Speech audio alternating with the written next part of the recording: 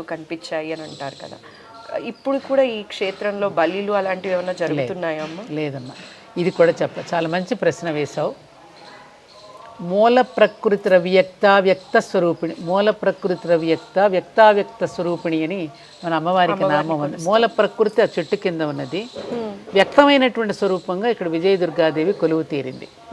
ఏమ్మా, అప్పుడు ఈ అమ్మవారు నేను ప్రతిష్ట చేసిన రోజున ఇదే కుమ్మంలో ఇక్కడే నేను నిలబడి పైన ఆరెంజలు, ఈ మండపం లేదప్పుడు ప్రతిష్ఠ చేసినప్పుడు ఈ చిన్న గుడే, ఆరెంజలు, కమలా పండ్లు, యాపిల్ పండ్లు అన్నీ గుడి నిండా డెకరేట్ చేశాను నేను.